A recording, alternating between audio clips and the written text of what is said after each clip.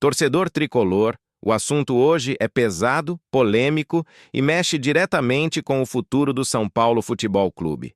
Antes de você ficar por dentro de todos os bastidores, já faz aquele ritual que fortalece demais o canal. Se inscreve, deixa o like e ativa o sininho das notificações. Bora para mais um giro de notícias do São Paulo. Proibição de transferência na FIFA e dívida com o agente de Caleri. Para começar, é importante o torcedor entender o cenário em que São Paulo está metido. O clube sofreu uma proibição de transferência na FIFA por uma dívida com o ex-agente do atacante Jonathan Caleri. A proibição de transferência, para quem não está tão acostumado com o termo, é basicamente uma deficiência que impede o clube de registrar novos jogadores por um determinado período, até que a pendência financeira seja resolvida. No caso do São Paulo, a dívida era com o antigo representante da Caleri e poderia complicar muito o planejamento da próxima temporada. Imagina, o time precisando se fortalecer, a torcida cobrando contratações e, de repente, a FIFA impede o clube de registrar qualquer novo atleta. Seria um desastre esportivo e político. Ciente desse risco, a diretoria correu para fazer o pagamento e acertar esses detalhes financeiros. O acordo ficou em pouco mais de US$ 1 milhão. Não é pouca coisa. Em reais, dependendo da cotação, estamos falando de algo na casa de 5 milhões ou até mais. É dinheiro que poderia estar sendo usado em reforços, estrutura, base, mas que acaba indo para corrigir erros de gestão e problemas antigos. Esse tipo de situação mostra o quanto São Paulo vem pagando a conta de decisões mal planejadas de anos anteriores. O clube que já foi referência de organização hoje vive apagando incêndio. E quem sofre com isso? O torcedor, que vê o time em campo cada vez mais restrito, e o elenco, que sente o ambiente pesado. O acordo com Casemiro. Dívida antiga, impacto atual. Agora vamos para outro ponto que gerou muita repercussão. O acerto com o volante Casemiro, hoje jogador do Manchester United. Muita gente viu a notícia de que o São Paulo tinha fechado um acordo com Casemiro e já imaginou: opa, será que ele vai voltar para o tricolor? Mas a realidade é bem diferente. Esse acerto não é de contratação. É para pagar uma dívida antiga. Lá em 2014, Casemiro processou o São Paulo.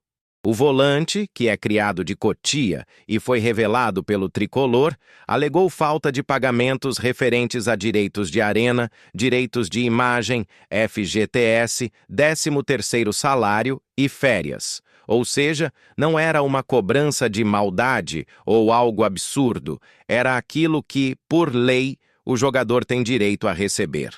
Na época, o valor cobrado girava em torno de R$ 1 milhão. Só que, como todo mundo sabe, quando entra na justiça, há juros, correção, multa, e se isso vai se arrastando por anos, o valor cresce. Com o passar do tempo, a dívida dobrou. Atualizada, ela chegou a mais de R$ 2 milhões. Para não deixar a situação se agravar ainda mais, o São Paulo decidiu fazer um acordo financeiro com Casemiro. O tricolor vai desembolsar cerca de R$ 97 mil por mês até o final de 2026. Pensa nisso. Todo mês, até dezembro de 2026, quase R$ 100 mil saindo dos cofres do clube só para pagar uma dívida que poderia ter sido evitada se houvesse organização e responsabilidade lá atrás. E não é só o valor em si, é o símbolo. Casemiro é cria de Cotia.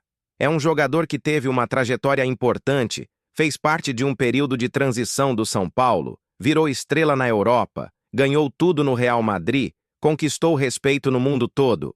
Ver um jogador desse porte cobrando o clube na justiça é um retrato do quanto o relacionamento interno foi mal cuidado ao longo dos anos. Outro processo pesado até 2026 e a situação não para no Casemiro. Lamentavelmente, é mais um caso dentro de uma lista de jogadores que processaram o clube e estão recebendo dinheiro por muito tempo. Outro nome muito conhecido nessa história é o de Daniel Alves. A passagem de Daniel Alves pelo São Paulo foi cercada de expectativa, marketing, discursos de projeto europeu no Brasil, camisa 10 ídolo da Copa do Mundo, jogador multicampeão. Mas o que era para ser uma parceria de sucesso acabou em crise, desgaste e processo. Depois de uma passagem conturbada, queda de rendimento, atrasos salariais, pressão da torcida e rompimento público, Daniel Alves também liderou São Paulo à justiça. E o resultado financeiro disso é pesado. O ex-jogador recebe do São Paulo Futebol Clube cerca de R$ 450 mil por mês até dezembro de 2026. Repara bem, enquanto o torcedor pede reforços, a diretoria fala em fazer caixa. O clube segue pagando mais de R$ 500 mil por mês a jogadores que não vestem mais a camisa do tricolor e que saíram em meio a muita polêmica. E aí entra uma pergunta para você, torcedor. O que você acha de tudo isso? Você vê esses jogadores como ingratos ou entende que eles estão corretos no processamento do clube para receber aquilo que lhes foi prometido e garantido por contrato? Ingratidão ou direito trabalhista? Esse é um ponto que divide muito a opinião da torcida. De um lado, tem o torcedor que olha para Casemiro, formado na base, ou para Daniel Alves, que se dizia São Paulino desde criança, e fala: pô, o cara não podia aliviar? Não podia abrir mão de parte do que tem para ajudar o clube? Um sentimento de ingratidão, de mágoa, de que o jogador virou as costas para a instituição. Por outro lado, existem aqueles que defendem que jogador é trabalhador como qualquer outro. Se um clube deve, precisa pagar. Se atrasou FGTS, férias, direito de imagem, 13º, o atleta está apenas exigindo aquilo que é dele por lei, e que a responsabilidade não é do jogador, e sim de quem assinou contratos e não honrou. É importante lembrar que existe um exemplo no meio de tudo isso, o de Alexandre Pato. Poucos são como o Pato, que abriu mão de receber mais de R$ 30 milhões do clube. Ele poderia ter cobrado, poderia ter estendido esse processo por anos, mas decidiu perdoar a dívida. Muita gente vê isso como um gesto de gratidão, amor ao clube, reconhecimento de tudo que o São Paulo representou na carreira dele. E é por isso que a sua opinião, torcedora, é importante. Você acha que Casemiro e Daniel Alves são ingratos ou apenas estão cobrando o que é deles? Você concorda com a postura do Pato de abrir mão de uma fortuna ou acha que isso é exceção e não pode ser regra? Deixa aí nos comentários, porque esse debate diz muito sobre como as pessoas enxergam o clube, os ídolos e a administração de futebol no Brasil. São Paulo tentando respirar, caixa apertado e reforços. Enquanto as dívidas são pagas, acordos e processos, São Paulo tenta se organizar para o futuro próximo. O discurso da diretoria é de se aliviar para fazer caixa e conseguir fazer contratações pontuais. A ideia é trazer pelo menos 3 ou 4 jogadores que cheguem para serem titulares, que briguem de verdade por posição com os atuais atletas do elenco. Ou seja, não é contratar por contratar. Não está cheio o elenco de apostas baratas apenas para dizer que trouxe reforços. O clube fala em nomes que vêm para subir de nível, jogadores que chegam e tomem a camisa de titular, que ajudam a resolver os problemas dentro de campo. O grande problema é, com que dinheiro? Hoje fica muito claro que São Paulo não tem mais onde tirar recursos de forma saudável. A dívida é alta, os gastos com processos são enormes, as receitas estão comprometidas e o torcedor sente isso quando olha para o mercado e vê outros clubes se movimentando mais, fechando com nomes fortes, enquanto o tricolor parece estar sempre um passo atrás. Essa sensação de estamos correndo atrás do prejuízo já virou rotina. O torcedor lembra do São Paulo dos anos 2000, tricampeão brasileiro, campeão da Libertadores, do Mundial, referência de gestão, e se pergunta, como chegamos a esse ponto? A manobra dos 200 milhões, solução ou risco? Dentro desse cenário entra uma das grandes polêmicas do momento. O presidente Júlio Casares está articulando uma manobra para arrecadar cerca de 200 milhões de reais para investir em contratações e fortalecer o elenco. Como? Por meio de mais um fundo de investimento criado pela Galápagos Capital. A ideia inicial é a seguinte: o fundo coloca o dinheiro agora.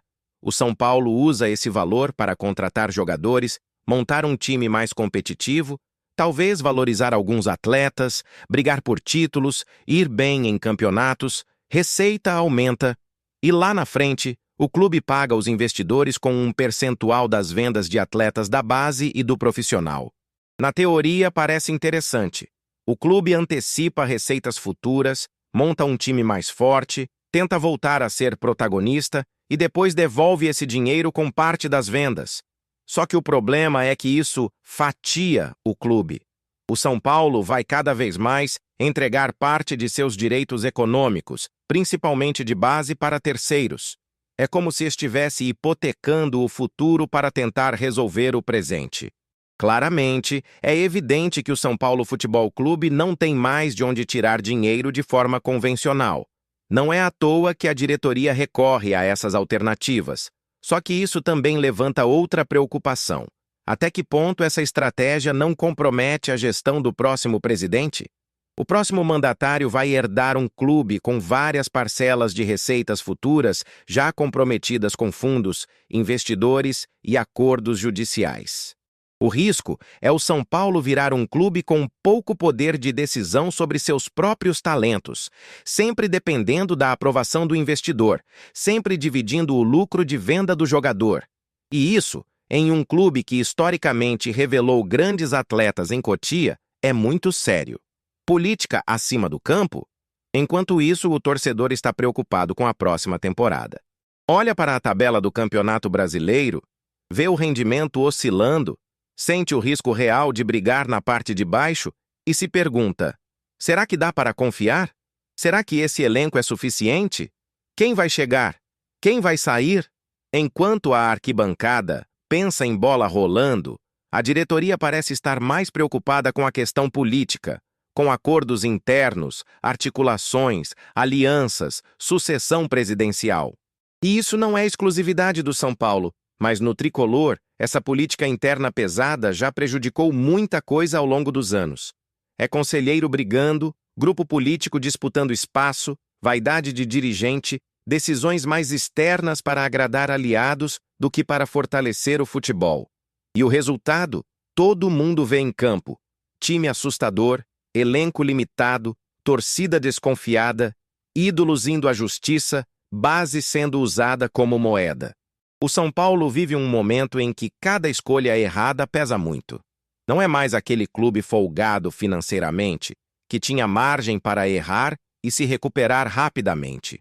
Hoje, qualquer passo em falso pode significar mais uma dívida, mais uma venda precipitada, mais um ano sem competir em alto nível. E aí, torcedor?